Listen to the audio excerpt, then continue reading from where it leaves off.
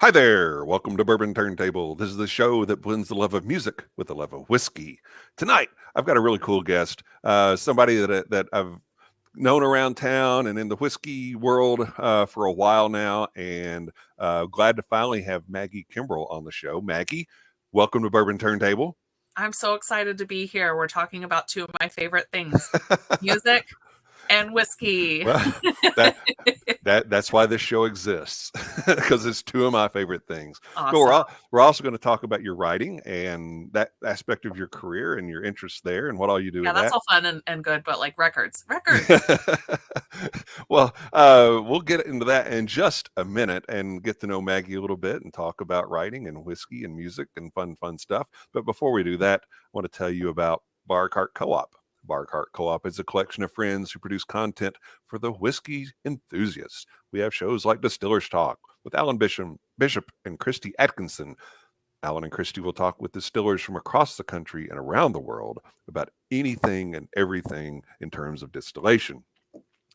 You need more on distillation? Well, we got you covered there too. Alan has a show called One Piece at a Time Distilling Institute. If you're a distiller, maybe you distill in your backyard, maybe you distill for your career. If you've got a question, send it over to Alan and he'll post a video response to it, and we can all learn from your curiosity. Alan doesn't have enough time on his hands. He has another show called If You Have Ghosts, You Have Everything. In this show, he departs from the whiskey things and gets into the spiritual, the supernatural, the macabre, the unusual. It's a very interesting show, and he has some fascinating guests that are very entertaining. My Whiskey Den with Pat and Mike and Mitch every Monday night, 9 o'clock Eastern, 8 o'clock Central. My Whiskey Den is where craft whiskey is king. They have some wonderful guests. They have some fun tastings, and it's always a good time to hang out with the folks in the chat. Whiskey in My Wedding Ring with David Levine. David is a great writer. He does some wonderful reviews. He's one of those guys that if I'm looking at something, if I'm considering getting it, I don't really know anything about it, I'll search David's website and see if he's got a review. And there have been many times that I've put something back on the shelf or picked something up based upon that. David also does a podcast where he will interview distillers and distillery adjacent folks. I believe Maggie's been on that show before. I have. Yeah. And our show, if you're watching us on YouTube, go ahead and push that subscribe button. We would love for you to hang out with us every week. Or if you just prefer to get your content while you're driving, listening is available too on your favorite podcast platform, as long as it is Apple, Spotify, or Google. And we'll get into more of that later. But we want to get talking with Maggie. Maggie, I'm glad that you're here. I hope you will have a fun time. We're going to be drinking. We're going to be talking about music. I don't excited. I don't know what else you could do that would be much more fun than that. Well, there are other things, but we won't get into that. On a family show, we'll drink whiskey and we'll talk music. So before we get into the whiskey and the music, let's talk about you. And now I believe you are a local native Louisville girl. Is that correct? Ninth generation Louisvillian. Ninth generation Louisvillian. Yes. Okay. And so where did they come from to get to Louisville? Actually Loudoun County, Virginia. Okay. So my family has been that particular branch of the family has been here since like probably the 1400s, 15. I mean, like really, or maybe the 1500s. Wow. And so like my sixth great grandfather is buried at the Louisville Zoo. So there's a cemetery there at the Louisville Zoo. That's my sixth great grandfather and some other relatives potentially. And fun fact, Evan Williams married one of his daughters. Well, so Evan Williams is my fifth great granduncle. Yeah. Which So I learned recently from my friend Joan, yeah. who we're going to probably talk a little bit about later. I talk a lot about Joan. She's one of my best friends. We met at the Whiskey Chicks first anniversary party, and we've been besties ever since. Very cool. So, were you a big Evan Williams bourbon fan before then, or I it just, I definitely like I love what Heaven Hill does. I love that they have so many different hmm whiskeys on the market. I not too long ago I did a video on Whiskey Magazine's YouTube page about whiskey and cigar pairing with Jody Filiatru because oh Jody and I like every time we saw each other we were like, "Hey, we need to get together and have some whiskey and cigars." And I'd yeah, be like, "Yeah, we need to do that." And then I had a camera crew in town. They were, we were filming the Kentucky Bourbon Festival last year, and they were out at Maker's Mark all day. And I said, "Well, why yeah, don't we try to do like a little bourbon and cigar pairing tonight? And I'll call Jody and I'll see if we can get it all together." And so we did, and it was we had a really good time. But Heaven Hill is actually like kind of the perfect distillery to do that. There are a few distilleries that have such a wide range of flavor hmm profiles that it's easy to do yeah, my methodology for bourbon and cigar pairings. interesting. So, when did you get into cigars?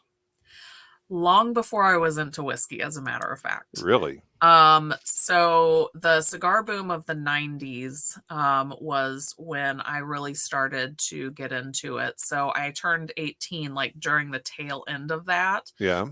And I could go to a cigar lounge, but I couldn't go to a bar. So I started hanging out in the cigar lounges a little bit here and there with my then boyfriend, now husband, hmm because we couldn't go to a bar. There, like when you're a young adult, there's not a whole lot that you can actually do. It's like, how many times do you want to go to the movies, right? Like there's got to be something else to do, Sure. right? So it was actually, and it's vastly different now. hmm Like really the main thing that put all of those places out of business was the smoking ban. Right. And we still don't have any cigar lounges in the city of Louisville because of that total smoking. Like you can't even smoke within, like 10 feet or something of a door to a Right. business. Right. So like the Louisville Thoroughbred Society is really the only place in town that I know of that it actually has its own kind of semi hmm indoor outdoor smoking lounge. Have you been in there? I have not.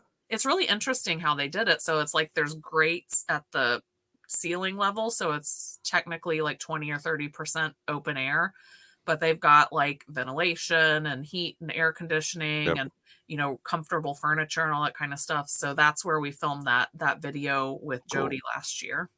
That's cool. Yeah. There are some smoking lounges just across the river in Indiana. Yeah, yeah, but Um, I mean, like, there's nothing really close for the folks who are like wanting to stay in downtown Louisville and walk everywhere. I mean, I guess right. technically you could walk to the walk if you can take that walking bridge and Right. pretty much dead into Match Cigar Bar, Right. but it's kind of a long Well, haul. yeah, more government overreach spoiling our fun. Yeah. Uh, so you're talking about getting into smoking cigars. It sounds like that your first cigar wasn't after you have legal age to smoke a cigar. No, Um, no, I used to steal my dad's cigars and smoke yeah. them in the car.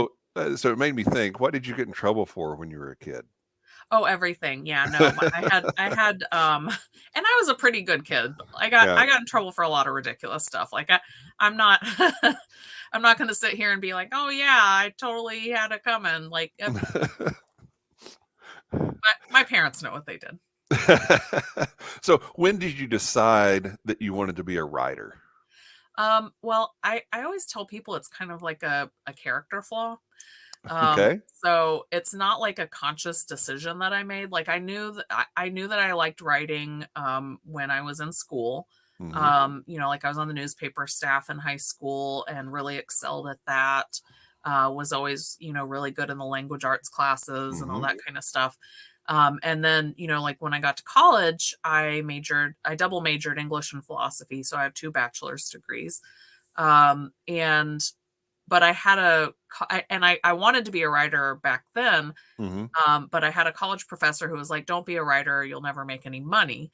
And she was right.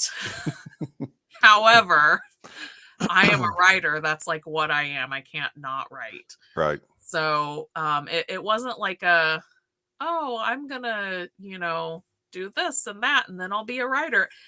It was interesting because like in college, I wanted to be a travel writer, Hmm. and I was really into like all the travel shows and everything, and I was like, I want to do that, but like instead of being on camera, I want to like write about it.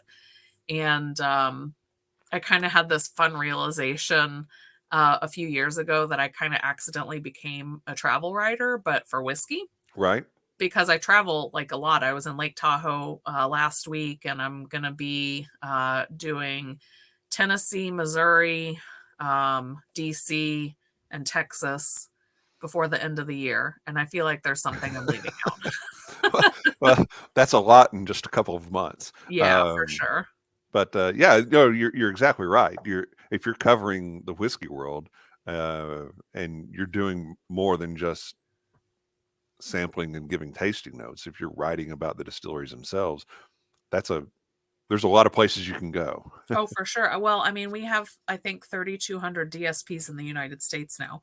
When I started doing this just over a decade ago, there Hmm. were maybe like 70 distilleries in the United States, I want to Wow. say. So it's grown so prolifically over the last decade that I've been doing this. Yeah. And like people ask me all the time, oh, I bet you've been to all the distilleries in Kentucky. I'm like, they're opening up faster than I can get to them. Right. And, like every time I try to go to the groundbreakings and all that kind of stuff, and it's just there's too much. There's too many things going on here. I cannot keep up. Well, there's no shortage of things to write about. Oh, no. No, and that's not my problem. Like, I have plenty of stuff to say. I have a shortage of people, like, willing to pay me to write all the things that I wanna write. So, like, I write for probably 6 different publications at Wow. any given time, maybe more than that. Yeah. And it's never enough for all the stories that I wanna cover. Like, PR people reach out to me and they're like, "Oh, would you have any interest in writing about," and I'm like, "Listen, I wanna write all the things, but I gotta sell this to an editor, okay? So Right. help me out here." Yeah. And speaking of editor, you are the content editor for American Whiskey Magazine. Is that Yes. correct? Yes. There we go. Yeah. There we go. Very good publication. Most recent Thank you. issue is I have what yes, really excited about this. This is the Texas issue. It's on shelves now. And the front cover, I was standing off camera, like right here when that yeah. that picture was taken. That was when we were shooting our documentary about Yeah. Ironroot Republic. Let's And just go ahead and get the documentary out there too. yes, it's The- on Whiskey Magazine's YouTube yeah. page right now. It is an absolutely fabulous. Like I could not be happier with how it turned out. And we had some issues, like I had to go back and redo my voiceover several times. Shout out to Kenny and Ryan from the Bourbon Pursuit. I had to invade their studio twice to go re-record my voiceovers Yeah. because we had some issues with one of the cameras. Well, this was really, really well done. Oh, thank you. Oh, And you watched it? Oh, oh, what oh did you yeah. think? Oh, it was great. I thought it was fantastic. Awesome. I mean, and the one of the first events that I was at that you were leading a tasting at was at Mhm, Westport Whiskey and Wine, mhm. and we're talking about whiskey. I'm pretty sure.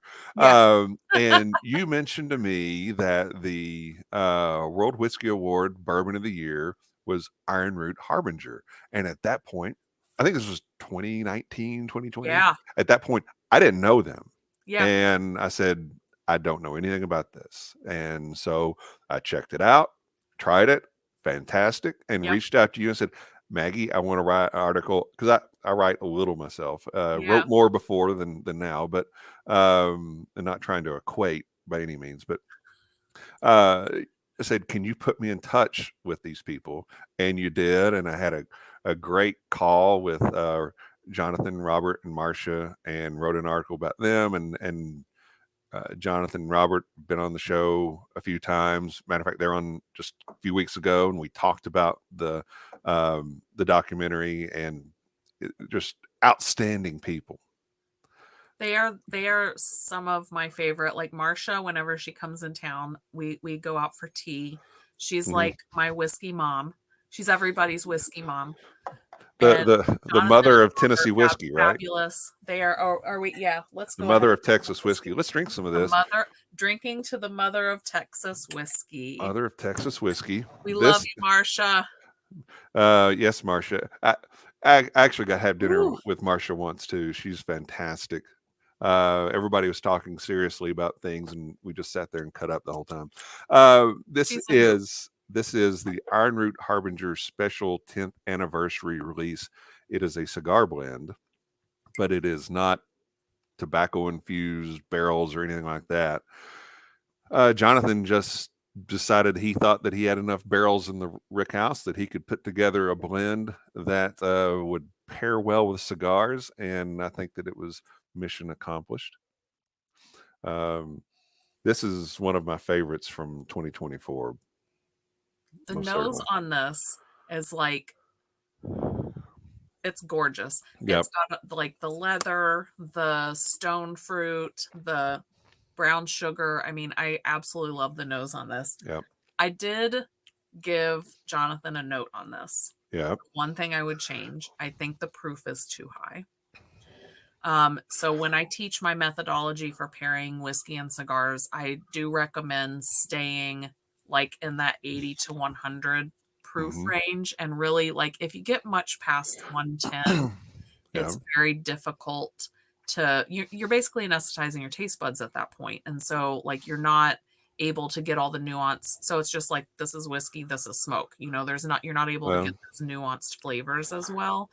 I think that this still holds up pretty well to a lot of cigars because it is so sweet and it's got all Hmm. those nice candy notes and fruit notes. Yeah.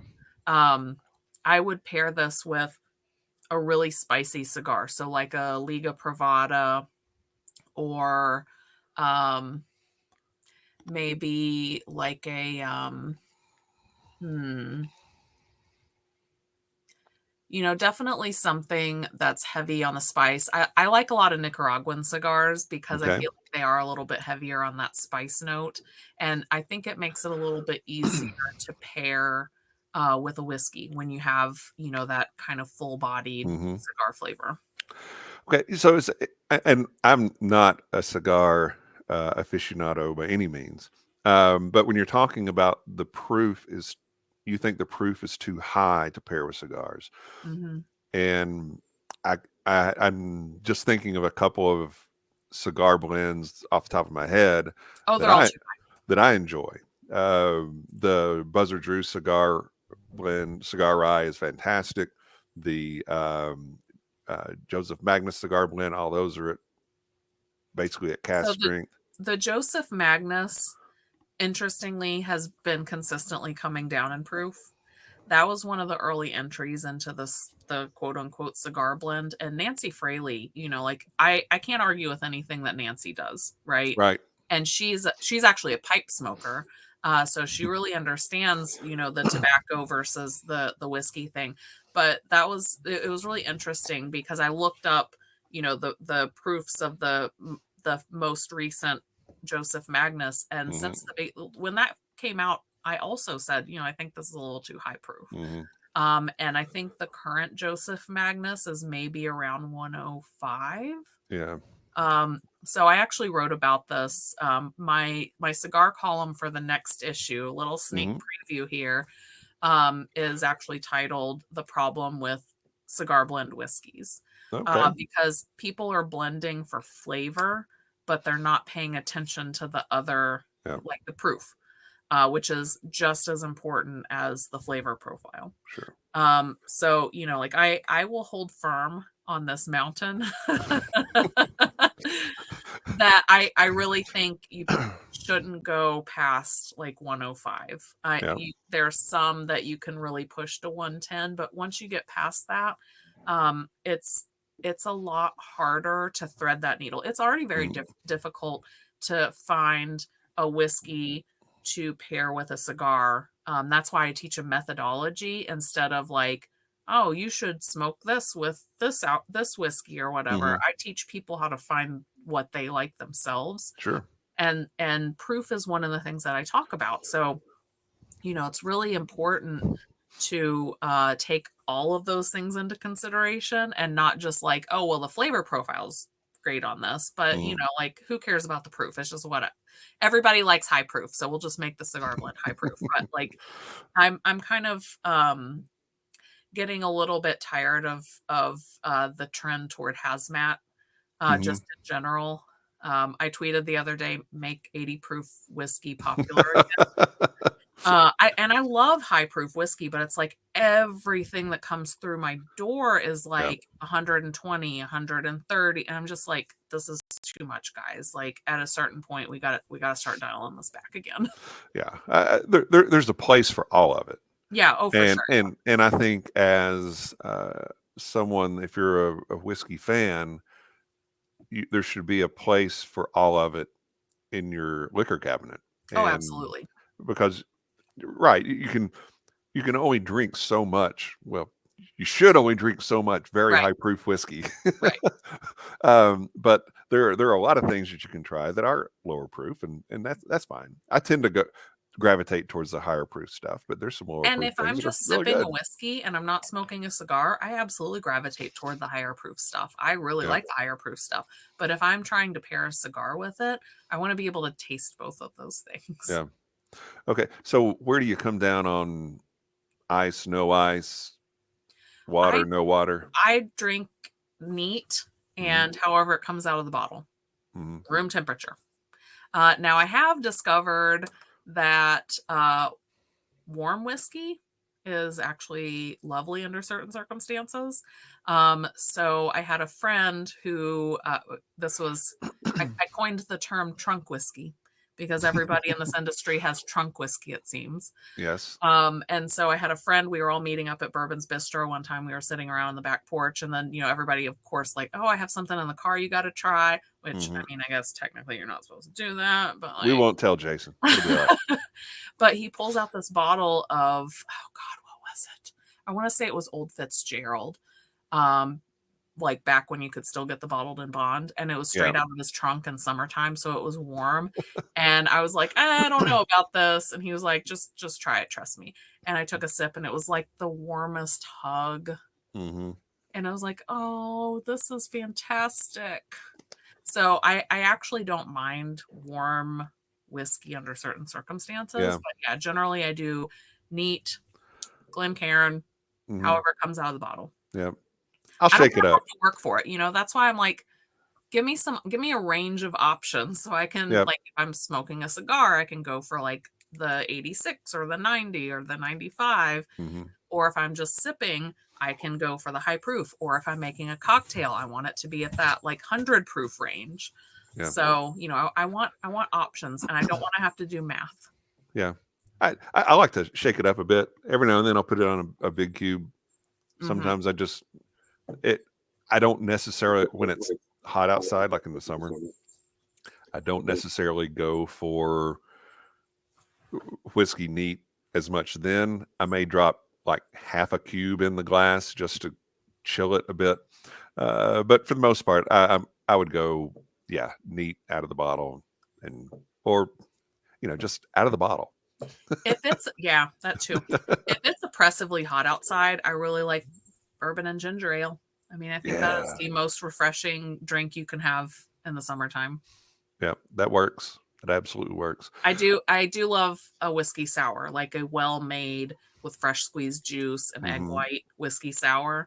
Like that is summer in a glass. Yeah, yeah.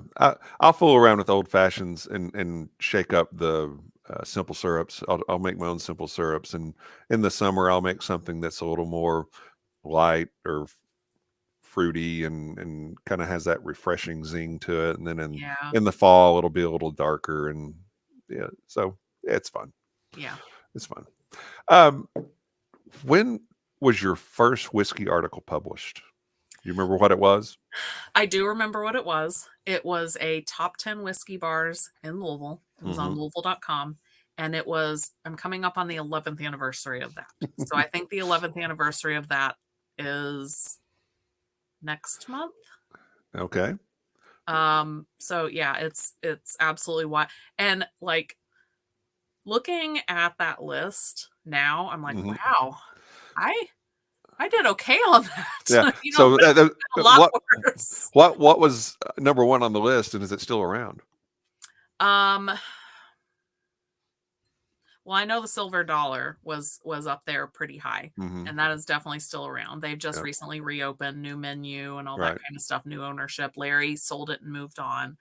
And the new iteration of it is just as nice. So I'm really happy that they didn't change a whole lot. I did kind of fuss at them a little bit because they took the fried okra off the menu, but then they made it for me, so I'm Okay. not gonna complain too much. Yeah, I think they took the chicken and waffles off the menu for a No, while. they changed it. So Okay. I actually like it a little bit better. You have to get the syrup on the side now because they do like hot syrup, they do like spicy syrup.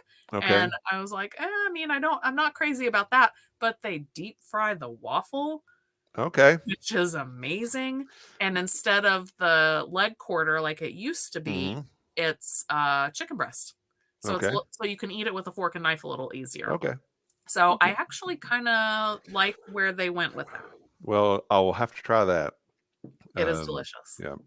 Uh, is there a favorite subject that you've been able to cover, either a personality or a brand or just a story? I have a lot of folks that I gravitate towards, a lot of topics that I gravitate towards, but one of the ones that has been and the one that really got me in tune with the licorices is I write a lot about pedigreed grains, things that people are doing Mhm. with pedigreed grains. So like when it first came out, I was calling them heirloom, but then it kind of like that doesn't really encompass everything that's happening. So like there are people who are hybridizing multiple heirloom grains and creating like uh, you know, their own Right. strain basically. Right. And so it's not genetically modified, right? But it's a hybrid Right. of, like two heirlooms or two or more heirlooms really. And so the licorices have done something really interesting with that in that I spent hours on the phone with Jonathan Licorice several years ago because I did a series for Whiskey Magazine all about pedigreed corn. Mhm. Well, heirloom corn is what I was calling it before I started calling it pedigreed corn. And so like I did a whole series about heirloom corn, and the Ironroot Republic is really doing something interesting there in that they're using the majority yellow dent corn, which Mhm. is a staple in bourbon making in Kentucky and beyond. Right. But then they're also adding in a small percentage, sometimes a larger percentage, but a small percentage of those pedigreed corn varietals. Mhm. And it started with Marcia and John growing it in their yard and like hand shucking all of Mhm. these corn cobs. And they got like, I don't know, 20 pounds or 50 pounds, like a very relatively small amount Right. compared to what a distillery would need. And Jonathan was like, well, what if I use it as a flavoring grain Yep. instead of trying to be like all this varietal of corn. And so like they have a little patch at the distillery where they grow a different varietal of corn every year. And they're bringing in different varietals for different products have a different ratio and a different Right. varietal. And so it's really interesting to see the work that they're doing with that. Yeah. I have written extensively about pedigreed ryes. There are a lot of people who are doing really amazing work with bringing back heirloom varietals Mhm. of rye that were almost extinct. So Rose and Rye is one that Mhm. I have studied extensively, written extensively about, but there are all kinds of other rye varietals that people are using that they're bringing back. So like Danko, Renza Bruzzi, um, really there are a lot of options Yeah. when it comes to the grains that especially smaller producers can use. Larger producers, it's difficult to one, get a farmer to grow that much because it's very risky. Two, source on the open market anything other than like a common varietal. Right. But the smaller producers are incredibly well positioned to be able to go to a local farmer and say, listen, I'll buy the whole crop. You know, even if it fails, I'll buy the whole crop. You know, like because farmers really just need to have that assurance that they're not going to go out of business doing something different. Right. And so it's been really interesting watching, you know, a lot of the different distilleries form those partnerships and, you know, bring back these grains that were basically almost extinct. Yeah. I traveled to South Manitou Island a couple, maybe 3 years, 2 or 3, oh gosh, has it been 3 years ago? I think it has. For the rose and rye that was growing there. So Ari Sussman found actually the point of entry for rose and rye into United States agriculture at Michigan Agricultural College, and so he worked with Mammoth Distilling in Torch Lake to actually who's actually working with the Park Service Hmm. and you know, the extension office at the university and all that kind of stuff to grow it on South Manitou, an uninhabited island in the middle of Lake Michigan. And I've got actually the first run of Oh, very rosy cool. rye whiskey from there on my desk right now, which I am Very cool. so I like excited it. about. I like that. Yeah, I know Eric Wolf and Stolen Wolf, they've done a lot with Rose and Rye as Yeah, well. they also it was kind of like a parallel project. So the Yeah. Delaware Valley Fields Association started with the Rose and Rye revival there in Pennsylvania, even maybe a year and a half or 2 years before they started in Michigan. And you know, I've got some of that over there too. Yeah. So it's really exciting to see the possibility of flavors that are being unlocked Yeah. just from the, you know, we don't even know where whiskey can go yet because of all of these Yeah. projects.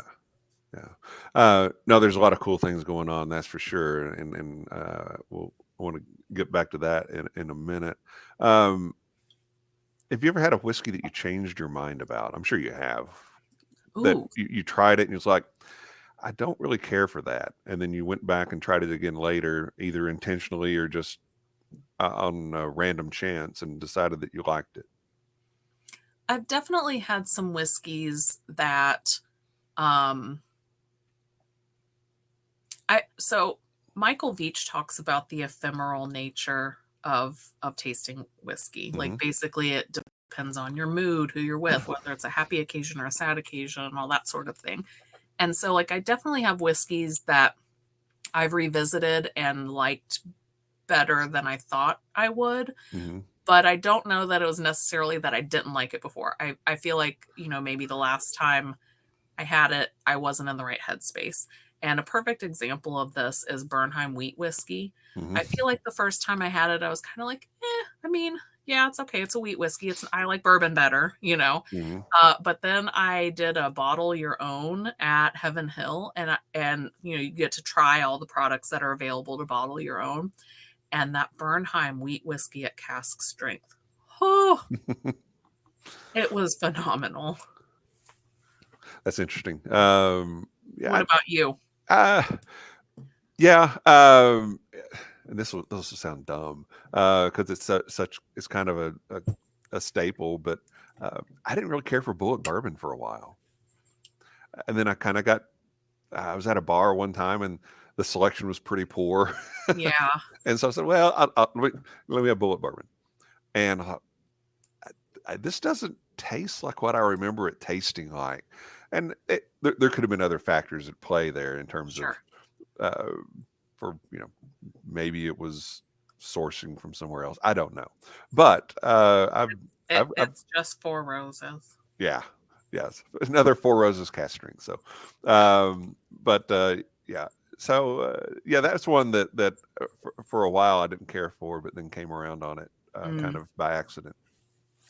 Yeah, I mean, I think that I've rarely had a truly bad whiskey.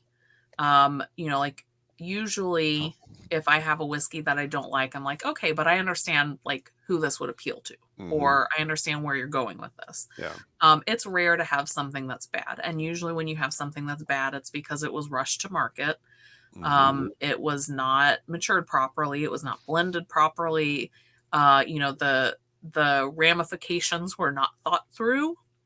And the perfect example of that is Cleveland whiskey. And I understand that now it's a perfectly lovely product. Mm-hmm. And I disliked it so much the first time I had it that I have not tried it again. Yeah.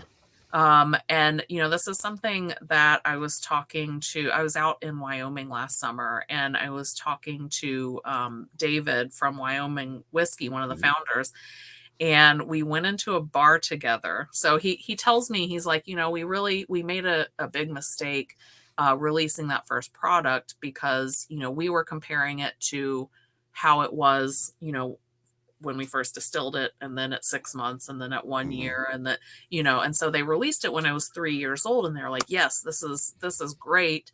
But what they didn't do is they didn't compare it to the other things that were on the market. So they were comparing based on how far it had progressed Right. in 3 years, and not like how it was going to compete in a field of its peers.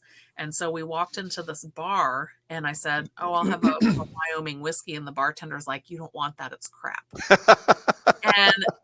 And he had told me, he was like, if you go anywhere in Wyoming still to this day and you order a Wyoming whiskey, they will try to talk you out of it. And I witnessed that firsthand. That's And hilarious. so, it's interesting because I try to give people a lot of, leeway. I try to be understanding, like, okay, this is a big commitment.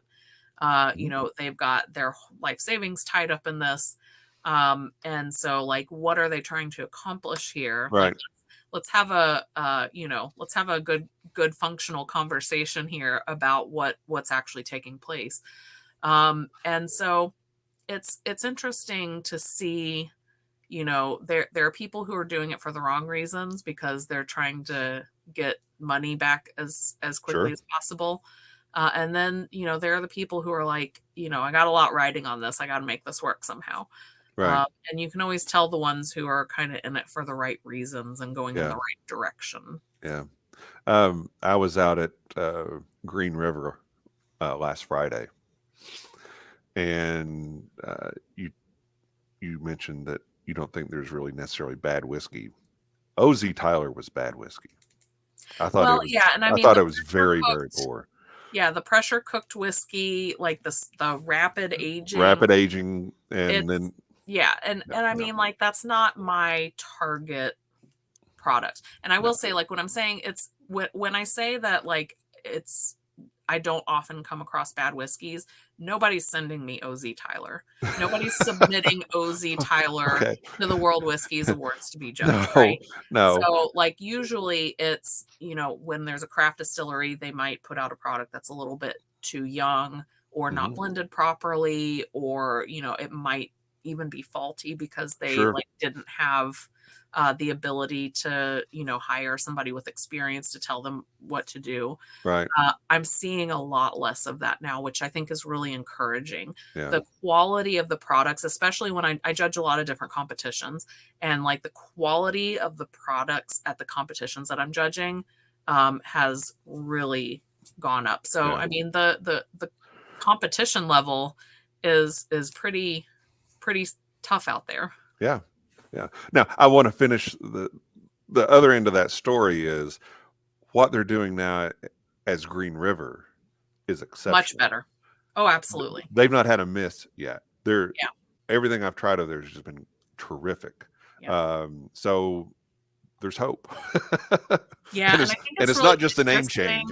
To see the name change phenomenon coming around again, because it was interesting. If you look at after Prohibition, Stitzel Weller, so they had a number of brands that they were putting out, like, basically blended whiskey. So they had a little bit of aged whiskey in there, and then they would put in like the young stuff or the GNS or whatever, and they were kind of increasing the age. Then they got rid of that, and the Old Fitzgerald brand came. Yeah. So it's interesting to see that kind of like, well, we're going to start off and we know that this product is not the best, but we're going to call it something different. Right. and then we're going to totally rebrand and our good stuff is going to come out. So it's interesting to see that history kind of repeating itself. Yeah. Yeah. So you were recently awarded the Spirits Writer of the Year by the Women in Whiskey. Is that The right? Bourbon Women Association. Yes. Okay. Yes, I was. Congratulations. Thank you. Thank you. It Congratulations. was a big honor. I joked with Peggy No Stevens after that. I was like, I was kind of starting to feel like the Susan Lucci of the spirits writer. And you have to be a certain age to Yes. get that joke. Yes. I mean, I was not a soap opera guy, but I But get everybody the knows about reference. Susan Everybody knows the Lucci. reference. Everybody knows that reference. But one of the things that I wanted to ask you about is right after that award came out, American Whiskey Magazine posted uh, the announcement press release about that, and you shared that on your Facebook page, and you said, "I've made $28,000 so far in 2024." Yeah, I mean, I really just wanted to highlight the fact that you can be award winning because people always say like, "Oh, I want your job," and I'm like, you want to get paid minimum wage to bust your ass?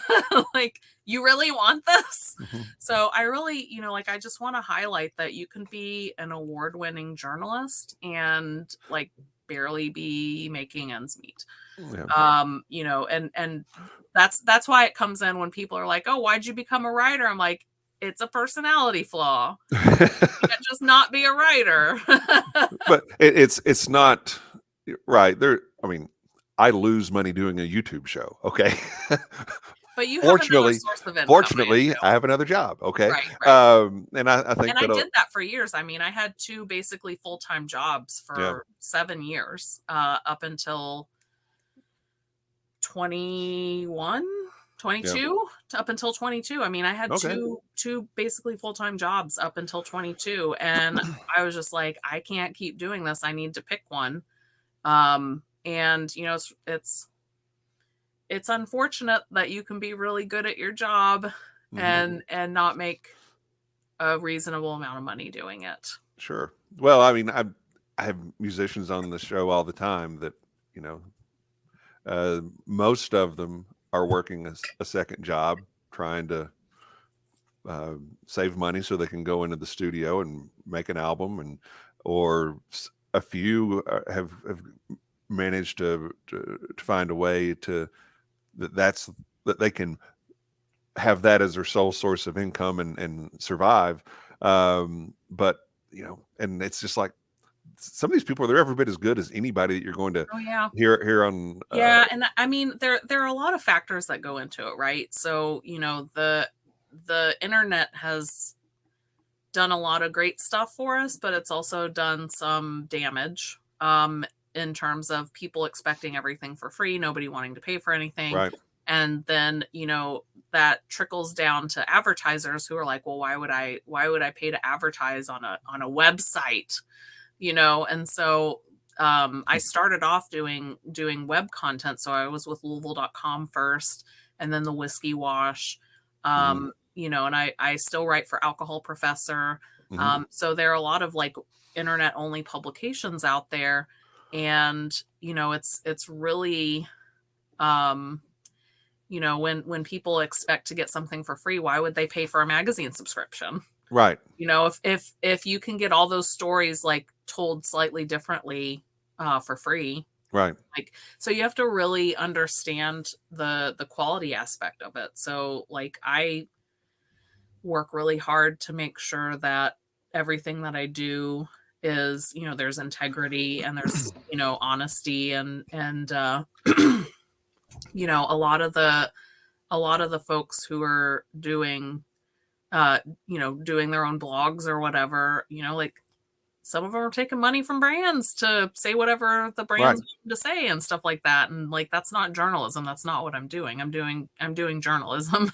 Right. And, it's really kind of a sad state of affairs, like what has happened to journalism in general, Yeah. that you have to be already wealthy to be able to work in this profession. That's kind of alarming just as a human being.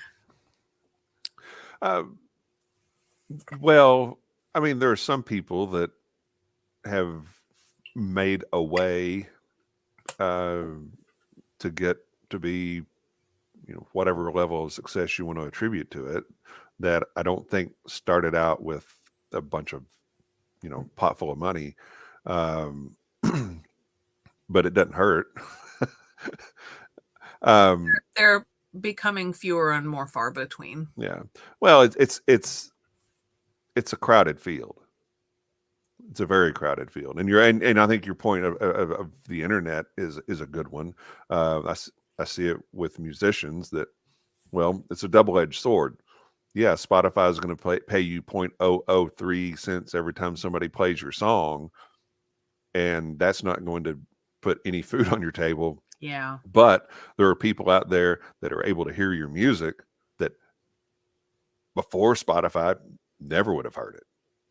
So it's kind of like this may be what I really want, is for people to have access to my music, but I'm not certainly not going to make the kind of money that I would hope to. I The mean, way I that's think structured. artists should get paid, though. I mean, I think that, like, I don't know that whoever is making all the money over at Spotify, the CEO or whatever, really needs that. I mean, I feel like they can maybe up those reimbursement rates a little bit, you know? You would think, but you would, say the same thing on whiskey writers and such as well. But it's just um, Well, it. I am not going to agree that writers should not get paid adequately, or that artists should not get paid adequately. Oh, I'm not going to agree with that either. So I just think that this is the I system that we understand live why in, it's happening. right? And everybody's got a choice, and I think that the ideally, when you're really really good at something, you would get paid really well for it. But unfortunately, that's not I mean, the way the I system's think designed. I'm not asking for millions of dollars here, and I think probably a lot of the musicians you're talking. I mean, maybe they expected millions of dollars, and that was Wow. just a wrong expectation. But I mean, I think if you're really good, really truly good at something, you should at least be able to make a living at it. You know, Mhm. um, I I think there's a happy medium. I don't think it's like, well, if you don't like the money, get out. You know, I think that's Sure. a wrong attitude to have. Right. Right. No, I think there is a happy medium, and like I said, a lot of the folks that I've talked to, um, they work a 9 to 5 and uh, write music at night and Yeah, and I don't play think 2 bars jobs and is really sustainable in the long term. You know, again, I think that there's a happy medium, and if you're really good, and like if somebody else is making money off of the things that you're doing, as in the case of, the musicians that you're talking about, mm, then more of that money should be going to those musicians. yeah, Like, they shouldn't have to, if it, like, there are folks that post all the time about, like, I got 10 million streams on Spotify and I made 75 cents or whatever. I'm like, that's bananas. That should not yeah. be the case. Well, there's a lot of that is, they're not telling you the whole story, but uh, some of it is, yeah, I got a, you know, 300,000 streams a month, and I got, $900 from Spotify. You're, it's not going to work. But anyway, I didn't mean to get way down that rabbit trail. I just wanted to get your thoughts on that post that you made, and what was behind that, because I thought that was an interesting thing to say at that moment. But I understand what you're saying. Um, because I think a lot of it is the spirits producers that have the money, that the budget for that kind of thing, they they pay people on their staff to do all that. And I think the Well, and people that's that, a different thing, right? yeah, Corporate media is different than journalism. These are all different things. There Yeah. have been a lot of people who have been like, well, why don't you just take money from brands? And I'm like, because that's not journalism. Yeah. And Like it's not there. It's not a just, well, just take some money from somewhere else. Like, that's not gonna yeah. fix, that's Eh, not gonna fix it. Has anybody offered you money? Like a brand coming to Yeah. me saying, so like I've definitely had brands reach out and say, "Oh, we would love for you to write this story. We paid for an advertorial in this magazine. We would love for you Hmm. to write it." And that I don't do that. Like Yeah. that's not journalism. Um I don't begrudge people who do that. They better disclose it. But that's not what I do. Right. So I mean, I've definitely had a couple of brands, and I mean, they're not like mad about it when I'm like, Right. hey, that's not what I do. I think that they genuinely like want to have me write that. Yeah. But that's just not what I do. Yeah. And I think that that kind of stuff goes on, but hopefully it's the exception and not the rule. I Um, sure hope so. yeah, and I appreciate your position on it. That shows a lot of integrity with it, because I know that the opportunity would be there. Um, let's talk about where people can find you on social media here, and we'll get on to some other stuff. Yep, I'm pretty much everywhere at LouGirl502. So my personal blog is lougirl502.com. That is pretty much, if I have any random thought, that goes into my blog. Yeah. And also, if you love dumpster fires, follow me on Twitter. If you don't love dumpster fires, follow me on Instagram. Good point. Uh, not about you specifically, but that's kind of the difference between Yes. Twitter and But also, I use my Twitter as a dumpster fire. yeah. So Well, that's that's the whole okay. purpose of That's that. okay. I want us to try another whiskey. This was my favorite from last year, and I Okay. don't know if you're familiar with Deerhammer Distillery or not, but they have focused on American single malt since they started, Love American single malts. and this is um, from the special release they do. They've done 4 of these now. The 5th one will be out here soon. This is called their Progeny Series, and they partner up with a local winery in Colorado. This was Okay. from a winery called Carboy, and they take their single malt, they put it into Albarino wine casks, cider casks, and a German brandy cask, Oh, and interesting. then blend it together. It's got almost an alpine nose on it, Hmm. which is really interesting. Like very like kind of really woody and like the woods. Yeah.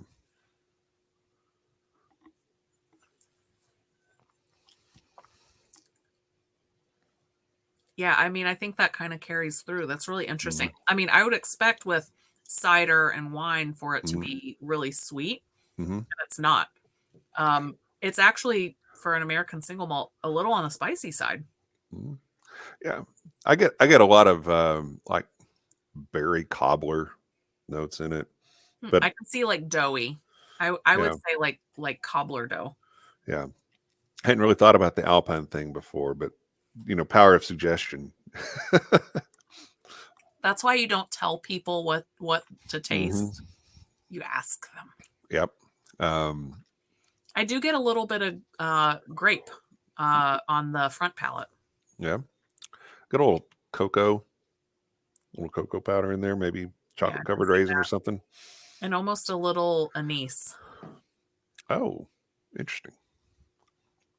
That's a very interesting one. Yeah, they do great work out there. Um, Lenny Eckstein is a wonderful guy. He kind of takes the approach of, uh, well, I've not really tried this before, so let me try this and see how it works. Love that. But the double-edged sword of that is then you end up with something that's absolutely amazing and you can't replicate it again, at least not for many, many years. Because like you did this 6 years ago and it turns Right. out to be amazing, and then you have to wait another 6 years if you can do it at all. Yeah. But they do great stuff out there. And looking You said forward this to, was Colorado? yeah, Buena Vista, The Colorado. distilleries in Colorado are on fire. I Yeah, mean, not like literally. No, right. not No, literally on fire. We don't say no. that. But they are doing some just absolutely amazing work. Law's Whiskey House is Hmm. probably one of my favorites. Distillery 291, Michael Myers doing some really amazing work out there. All Leopold. Leopold Brothers. Yeah, I mean, like Todd Leopold, I think is a mad scientist. Yes. And I am here for it. I really am excited about what is coming out of Colorado. There are a handful of states that are really kind of like solidifying that ethos of whiskey. Hmm. Colorado, Texas, Virginia, Tennessee. It's really, it's interesting to see like the progress that's been made in Yeah. those states and those distilleries over the last decade. Yeah.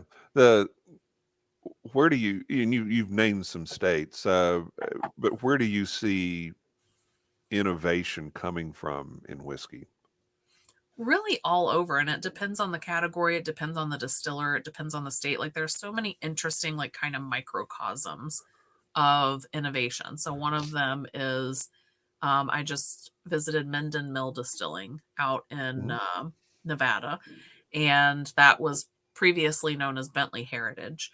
It was bought by the people who operate Foley Family Wines, Hmm. and one of the interesting things there, they're really close to Frey Ranch, which are just spectacular. Hmm. One of the things that they've done there in Nevada is they've passed a heritage or oh, not heritage grown, but um Native, isn't it? not Nate, no, like estate grown Okay. designation for whiskeys, which means that you have to grow at least a certain percentage. I think it's 75 or 80% of the grains that are used in those whiskeys with that designation. So, Frey Ranch is growing all of their own stuff. They were farmers first. Hmm. And then, the Minden Mill, they also are growing 100% of their Hmm. grains. And that designation only exists in maybe half a dozen states right now. So that's a really interesting innovation. When you look at American single malts, I one of the classes that I teach frequently is regional and philosophical variations in American single malt whiskey. And so basically, you're looking at the regional variations, which is like Copper Fox in Virginia's using peachwood and applewood to smoke their malt. You go out into places like Del Bach and stuff like that, they're using mesquite wood. Yeah. And so, like, whatever that regional kind of flavor is, they're bringing it into that whiskey. Now, when you go into the philosophical, those are like the beer guys. So those are your Westlands, your Westwards, Yeah. people who started off as brewers who are just trying to get that like perfect quintessential single malt flavor. Right. So that's one of the areas of innovation that's taking place. Then you've got the heirloom and pedigreed varietals of grain. So like Widow Jane has their own proprietary um, version of a it's a hybrid of two heirlooms, and they Hmm. call it Baby Jane corn. Yeah. And so their first release of that Baby Jane corn bourbon has just come out. And then, like there are so many people just doing such neat and innovative things. The Rose and Rye projects that we talked about at Stolen Wolf Hmm. and Mammoth Distilling. Like there are so many innovative things going on with grains. Like I could talk about grains all night. Far North published a white paper several years ago, really diving into the different flavor profiles of those different varietals of rye. Hmm. And it's really interesting to see like all the possibilities that are out there. Yeah. I've not read the Far North paper, but I have drank some of their whiskey, and it is I have read the excellent. Far North paper. I'm making a note for me to look it up. So, It's on their website. Yep, I yeah. printed it out. It is on my coffee table. So, one of the things that I think is interesting is when you see craft distilleries pushing in a certain direction, and then you see the big guys trying to follow to some degree. I would argue that the big guys are not necessarily following. The big guys are doing so much R&D that if somebody suddenly is like, "Oh yeah, American single malt is huge," and Jim Beam's like, "We got some of that," you know, And they do. and they do. And like I have over here on my shelf an experimental from the Rick House at Woodford Reserve made with Bloody Butcher corn. Like, and it'll never be released because it was an experimental run. Mhm. So, like the big guys are absolutely doing all the same stuff. They're just like, are we going to release this? Are we not going to release this? Are we going to blend this into something else? It's not necessarily that the big guys are like, oh, we're going to follow trends. Like they're already doing all that stuff. Yeah. From my perspective, it feels like they're seeing what is working on the craft side, and they're trying to figure out a way that if they can economically incorporate that into what they're doing. Oh, Um, absolutely. I mean, but I think that there's so much R&D going on behind the scenes that none of us have any knowledge of, that it more like looks like they're chasing these trends. They're trying to see if it's feasible with, and there are a lot of things, especially the one thing that the craft distilleries are leading on is those estate grown grains. So we're mhm, starting to see the big guys kind of really lean into that. So like Maker's Mark, Heaven Hill, Michter's, they all have farms now where they are growing grains. They will eventually have, probably something designated with that yeah, sort of designation. That's something that the smaller distillers are much better positioned to transition into something like that than the large distilleries. But it's not that they haven't been doing this experimentation. They're like they're trying to see if they can do it at scale right. and if it's feasible. So, it's really interesting to see that whole ecosystem. Yeah, yeah. Let's talk about music. How about Yeah, that? And you had said you mentioned earlier. I think you were talking about Mike Veach talking about the ephemeral yes, nature of whiskey. The same holds true for music, absolutely. and uh, I think a mood can be affect your experience of the whiskey, or a whiskey can affect the mood, and the music, I believe, is the same way. Yes, Is so um, that is one of the things that I like about what I do here with this is we're blending the love of music and the love of whiskey, because I love it. both have such an impact on how we relate to life and how we relate to other Absolutely. people. And so right now let's relate on some music. And you How much said that, time do we have? well, I was just going to ask you, how much time do you have?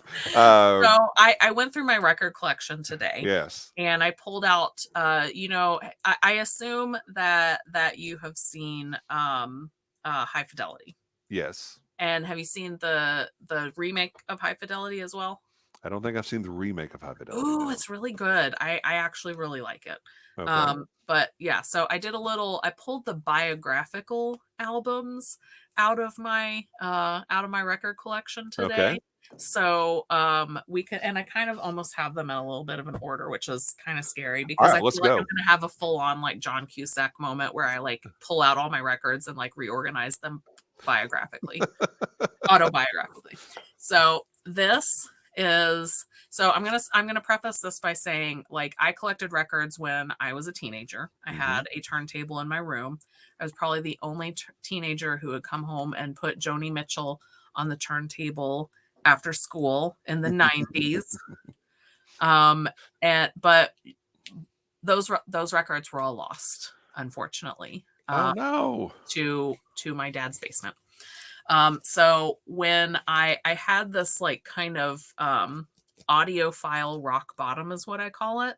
Yeah. My sister had gotten me an Amazon Echo Dot. They're the little like puck things. Yeah. And I was listening to Sergeant Pepper's Lonely Hearts Club Band and on the Amazon Echo Dot, and I was like, "Where's the rest of the song?" Right. And then I was like, "Oh God, I've gotten rid of all of my physical media. What have I done? This is the worst timeline. Why are we doing this?" I hate streaming music. Hate it. So, It's just the convenience of it.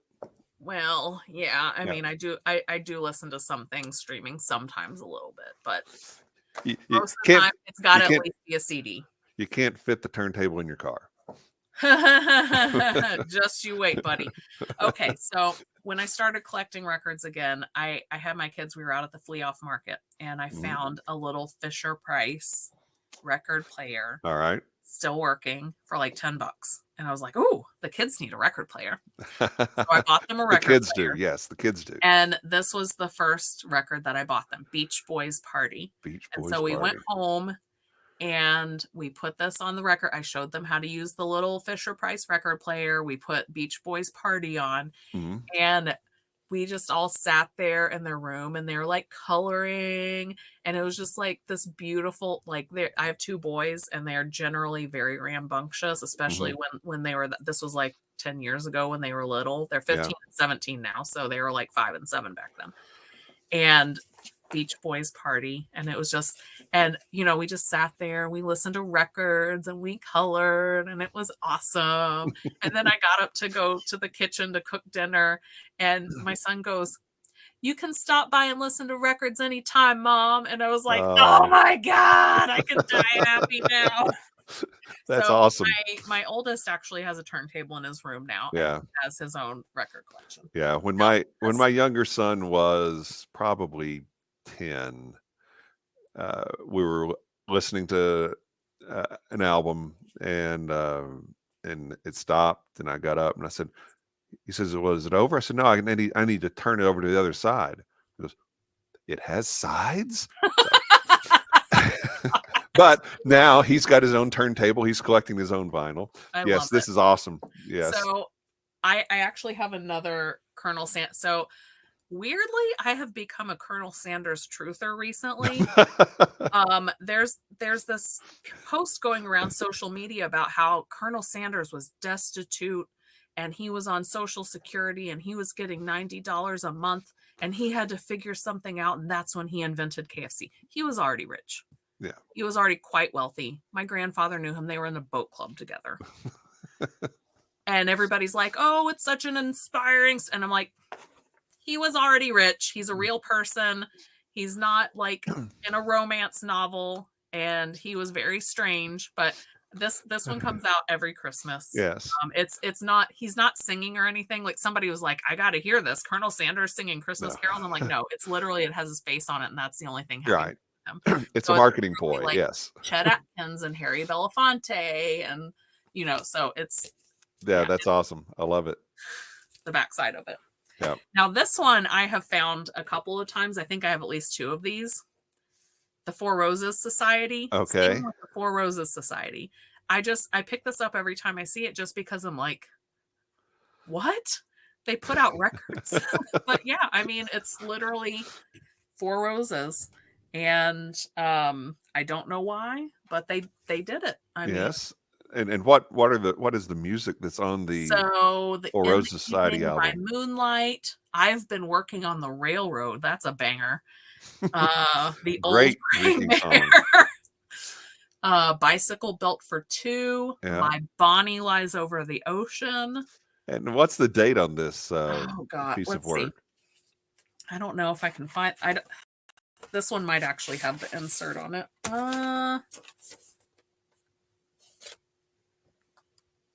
Yeah, I don't see the date on this. Yeah. It's got to be what?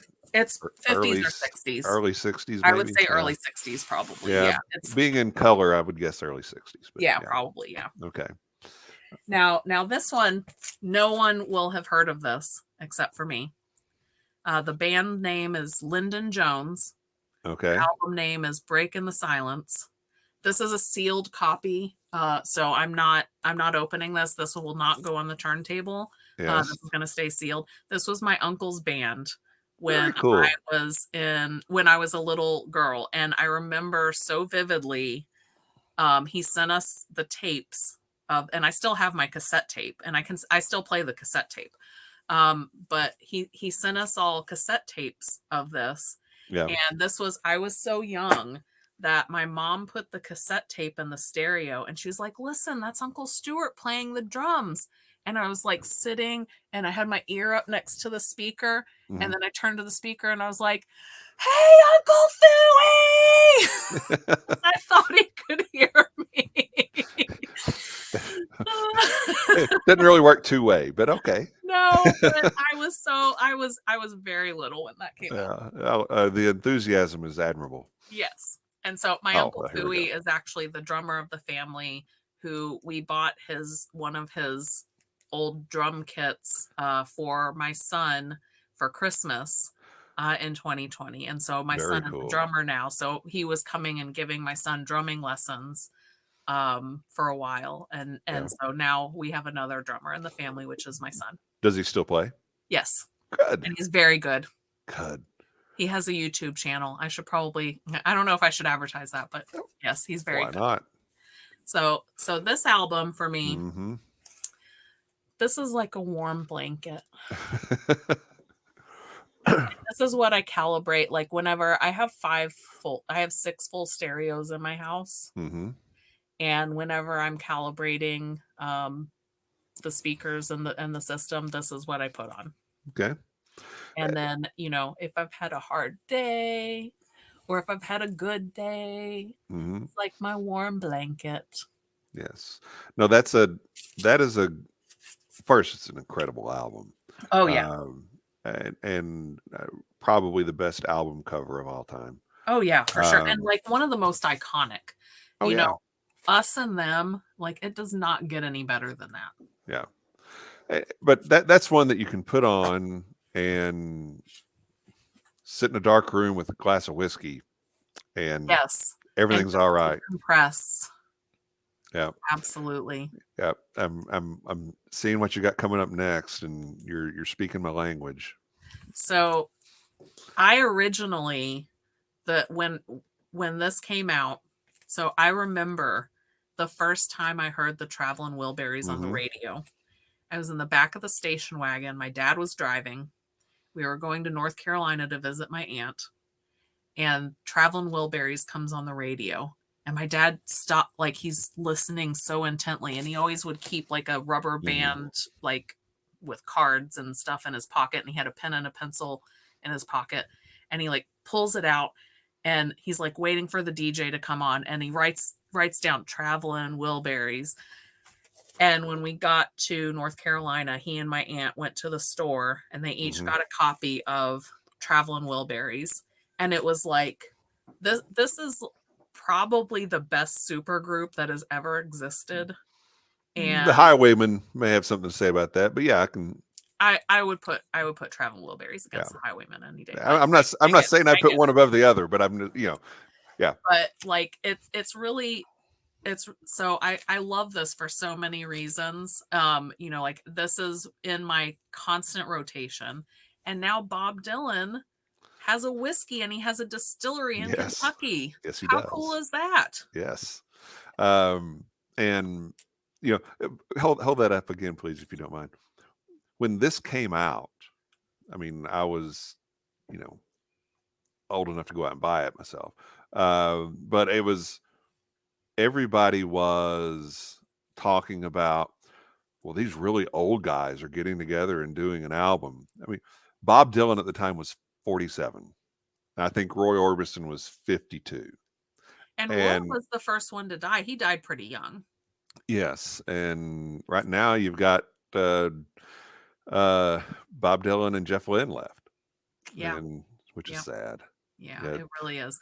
But I don't listen to this in vinyl, but I'm very happy to have it. yeah, I listen to this in CD because it came out, and that was right when the switchover was taking place, 88. yeah, yeah. Every one of those guys is a special place in my heart. So Oh, for sure. I love it. All right, what else we got? So this is Roberta Flack, Ooh, Killing Me Softly. yeah. And the reason I pulled this one out, I found this at Goodwill for $1. Yes. And I came home and I was like, I can't and like that day I'd found this and Santana and like a whole bunch of other stuff at Goodwill. Like I never find good records at Goodwill. I always find like weird esoteric stuff at Goodwill, but never like Santana and Roberta Flack. So I posted my haul on Instagram, and Joan calls me, my friend Joan, who I told Yeah. you we will be talking about later. Yep. And she's like, I knew her, right? And I was like, what? She was like, yeah, when I lived in DC, she played in this piano bar around the corner from my house, and we were in there once a week, and she knew us by name. And I was like, of course you knew Sure. Roberta Flack. Of course you knew Roberta Flack. That's awesome. All right, before you get to the next one, let's drink one more whiskey. Okay, yes. Well, I'll just peek this one. This is, All right. this is Colonel Sanders' mandolin band. Just a weird one that I pulled out. You and your Colonel Sanders. I know. It's so weird. Do you even eat KFC? I mean, oh, I do. Yeah. Okay. My son, my older one, for his birthday in 2020 when we were all quarantined, I was like, hey buddy, like I want to do something special for your birthday. What do you want? He's like, I want to overdose on KFC. Well, that is possible. We did. That is possible. KFC is something of Kentucky. This also is from Kentucky. Wild Turkey. This is the Jimmy Russell 70th anniversary bottle. And it is such a wonderful, kind man. Yeah, 8-year 101. So this is basically Turkey 101 with a little more age on it. And Jimmy is a prince. I've never heard anybody say anything bad about Jimmy Russell. He's such a kind, sweet, wonderful man. He still is sitting in that visitor center most days. Hang on. Signing bottles, welcoming people to Kentucky. There's me and Jimmy. Yeah, this was at the Westport Whiskey and Wines. Oh, that's fantastic. Anniversary, and he just sat there and talked to me like I was the most important person in the world. And he does that. Like he's such a kind, wonderful, and Joretta, his wife, she was there with him. Just the sweetest lady. Yeah. One of the coolest Jimmy Russell stories that I have is I love the barrel rolling competition at the Kentucky Bourbon Festival. Yeah. That is like the only thing that I care if I miss it. And so I went out there one year and it was pouring down rain, but they were still doing it. And I was like, well, listen, if they're still doing it, I'll just put on some ponchos. And I had the kids with me because they were too little to leave at home. So I threw some ponchos on them and I was like, we're going to go watch this barrel rolling competition, guys. And we're sitting there in the rain. And I look over and on the sidelines is Jimmy and Joretta. And I was like, you know what? If it's good enough for Jimmy and Joretta, it's good enough for me. Absolutely. So, and Jimmy recently celebrated a milestone anniversary. Was it 60 years, 70 years? 70. That's what this bottle is. 70th years. Anniversary bottle. Yeah. As the master distiller of Wild Turkey. And fun fact, Joretta worked there first and Joretta got the job. Yes, so that's absolutely true. Jimmy and cheers to Cheers Joretta. to Joretta. Oh, yes. Yeah. So Wild Turkey 101 is kind of my go-to. That's one of my whiskey home base kind of things. And if I'm out at a bar, that's what I'm going to look for. Yeah. Unless they've got some really cool private selection or something. I'm just going to give me Wild Turkey 101 because there's, I feel like everything has gotten like progressively higher proof, higher price, like more complicated, more finishes, more this, more that. And like I'm finding myself gravitating back toward Wild Turkey's fine and it's $30 or whatever, or Evan Williams bottled and I got one of my neighbors on, she asked me to meet her at the liquor store. She asked me for recommendations. And whenever anybody's like, hey, I need a recommendation for a bottle, I'm like, I don't know what's in your store. Like either go there and take a picture and send it to me, or if you're in town, I'll meet you there.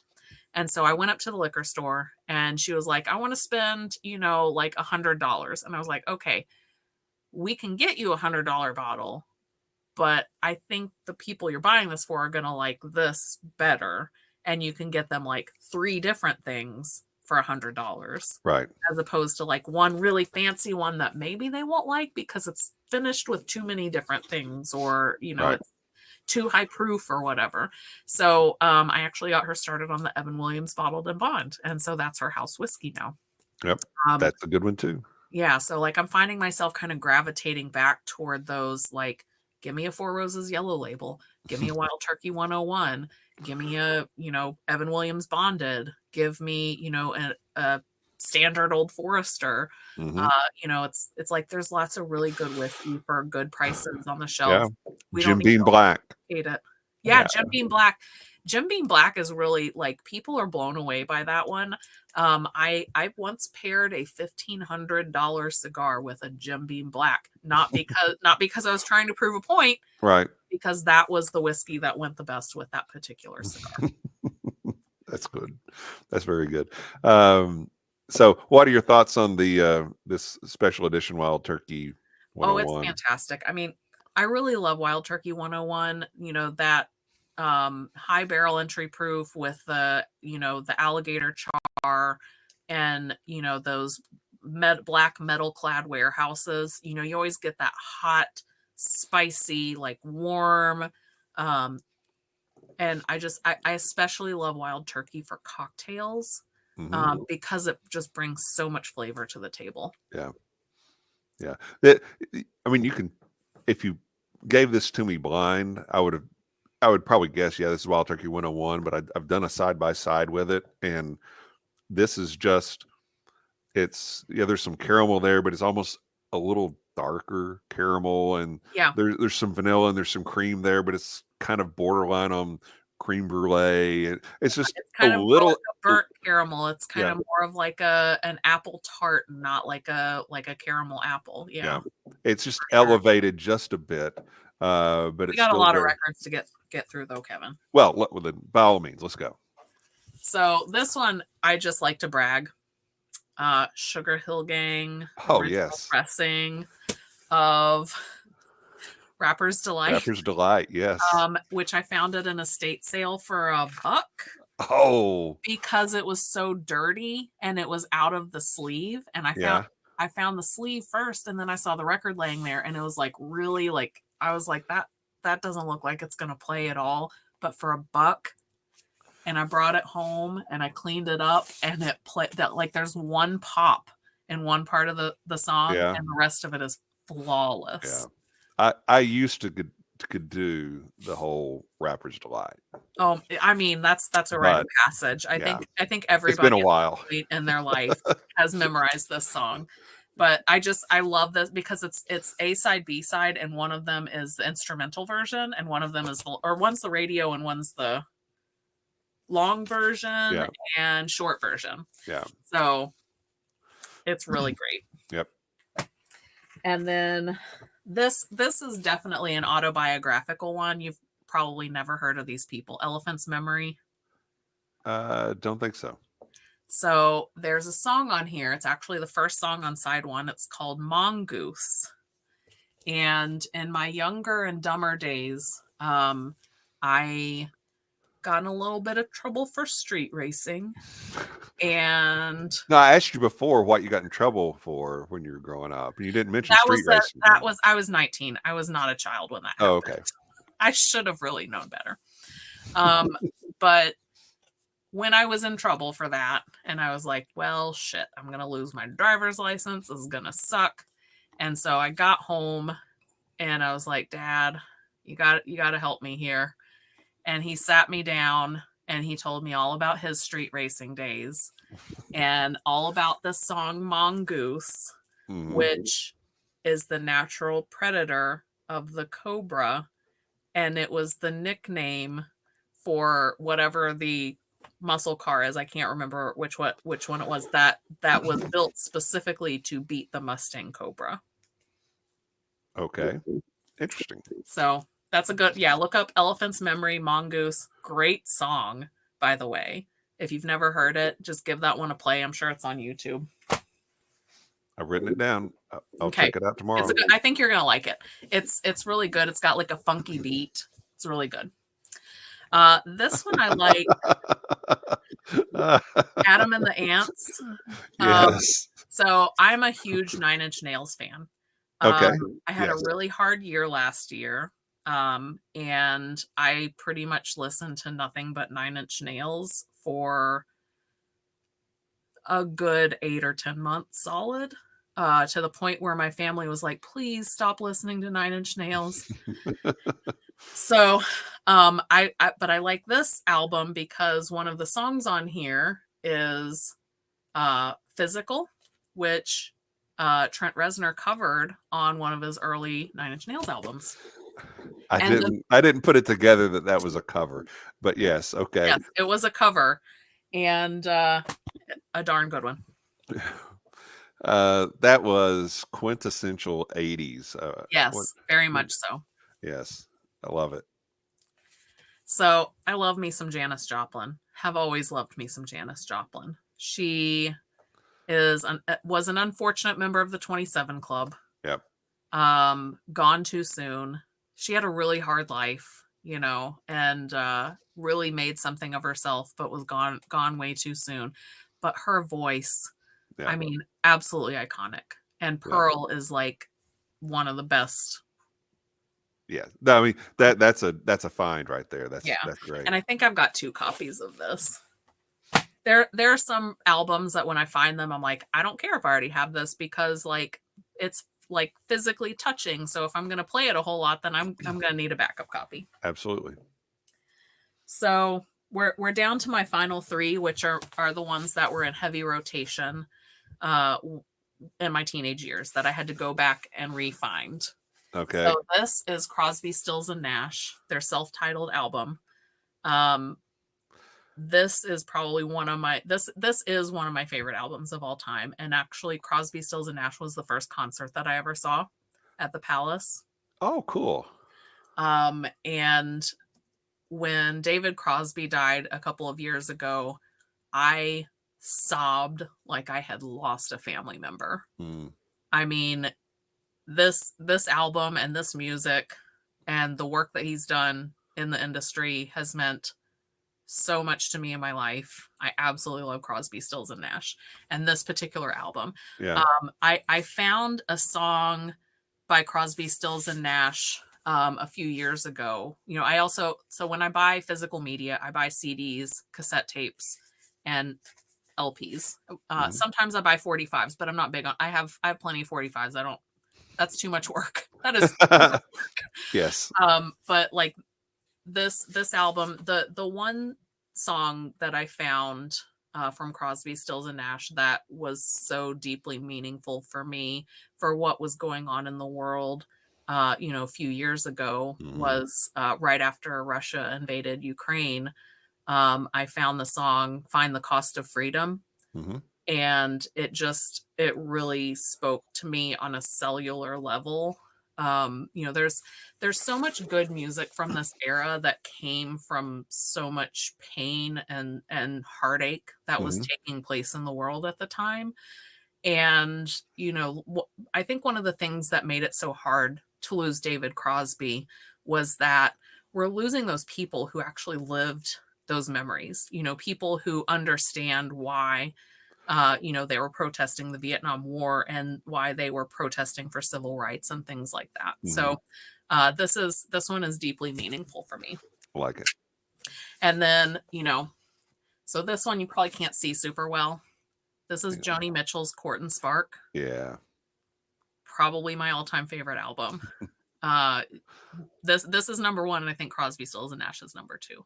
And then I have another Joni Mitchell here, Miles of Isles. This one I have struggled to find since I've had to replace all of my, these are not original to my teenage years. Those were Right. unfortunately destroyed.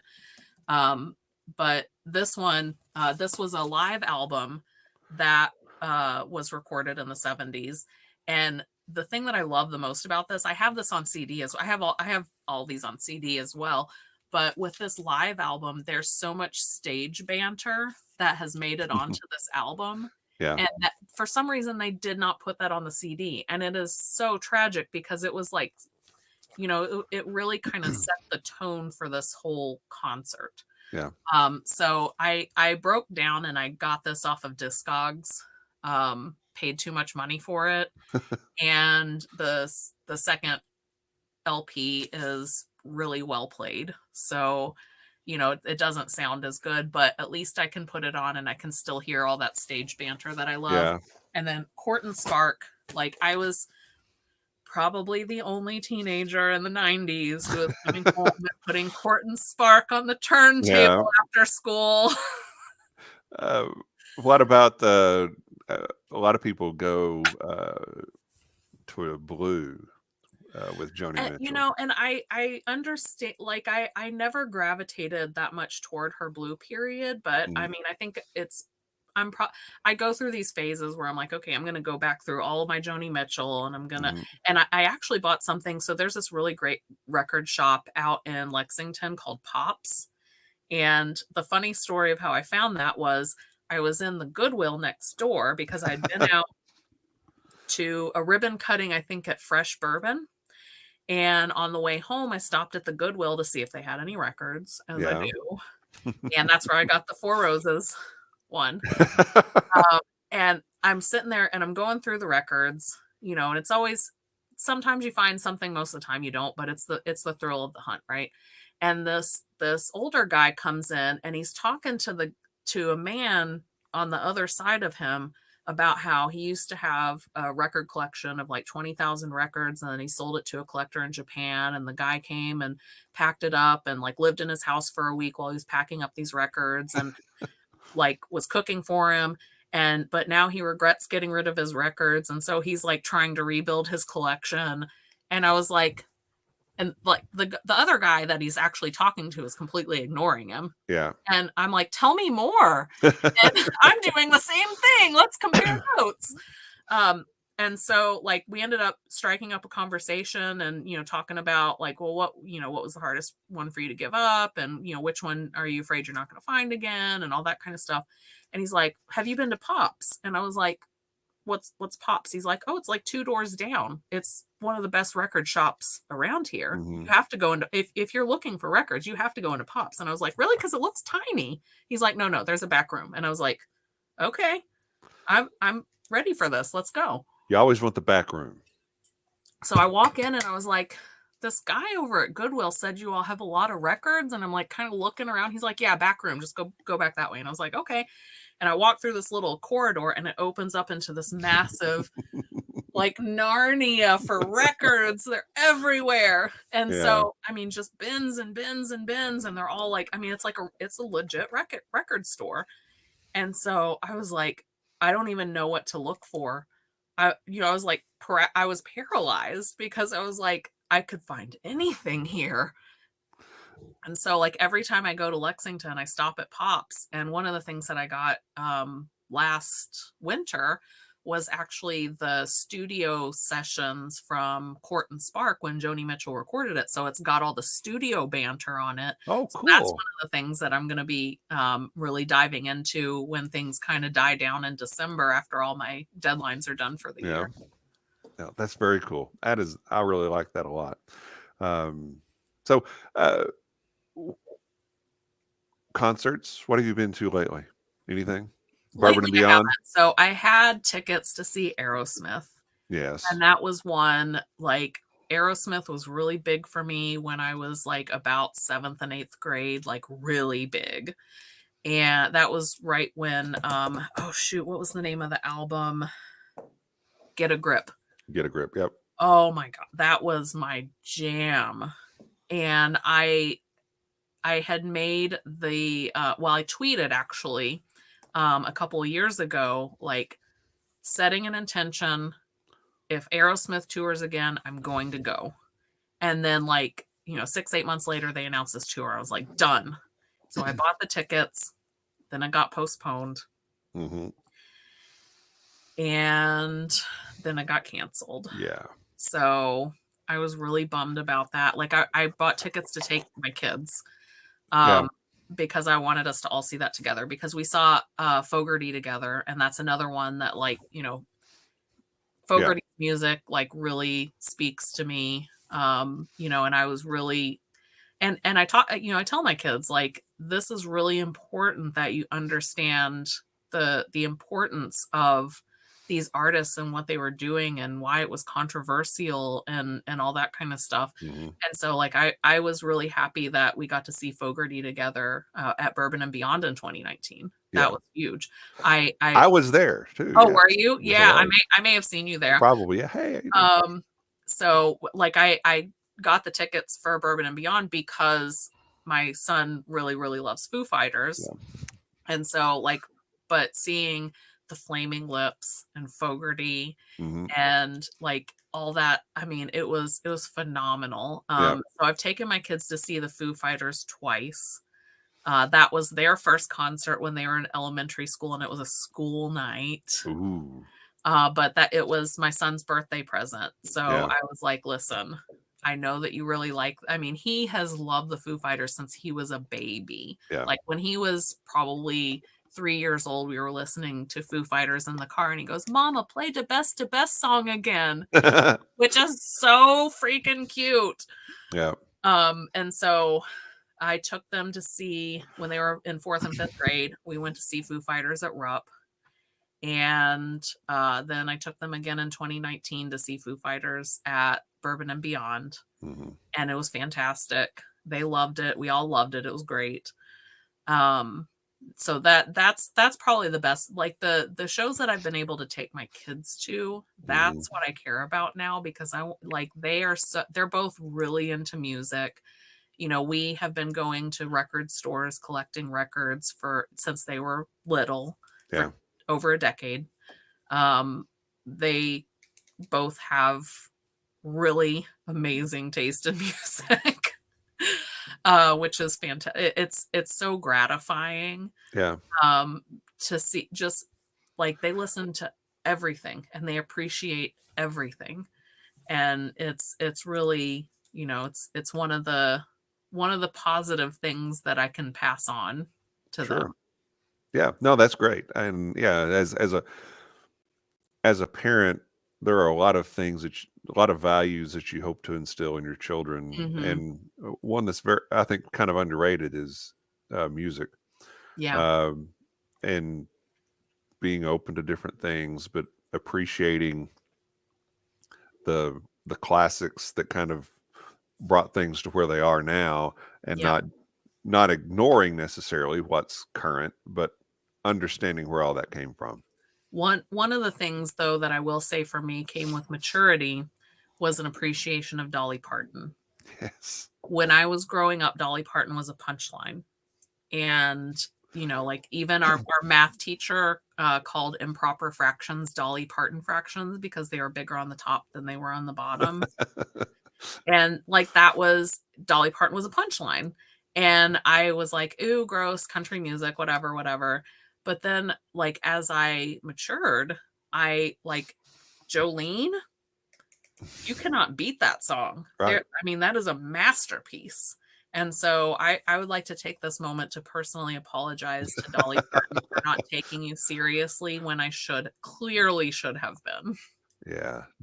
Uh, Dolly is an American treasure. Such a top-notch human being. She's the Jimmy Russell of the music world. Absolutely. Or That is a great way to put that. yeah, because they've given so much, they've done so much. Yep.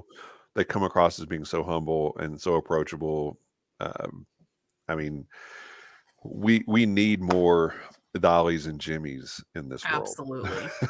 Absolutely. um, uh, so what's coming up next? What's next for Maggie? I know you've got some trips That's a planned. great question. Yeah, no, I've got a lot of travel planned toward the for the end of the year. But, you know, my deadlines wrap up in early December, and then I just pretty much collapse for the whole rest of the year until things fire right back up again in Yeah. January. So when will the next World Whiskey Awards? When will you be judging So those? we're judging the first round next week in Bardstown at the Brindiamo Penthouse. The Brindiamo folks have been really wonderful and generous with us, allowing us to use that space. So this is the second year that we've actually broken it out into multiple sessions, where we have one in Bardstown, and then the finals are still in DC. We Mhm. used to do the semifinals and the finals all in one day at DC at Jack Rose, Yep. and it got to a point.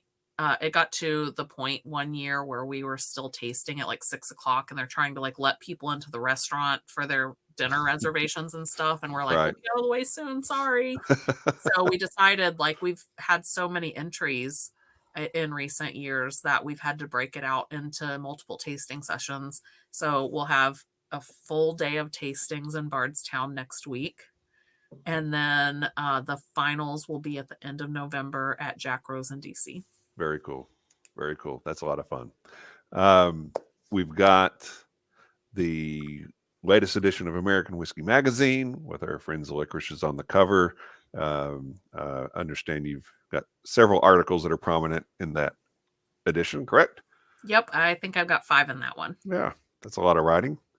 And then we've got you all over social media.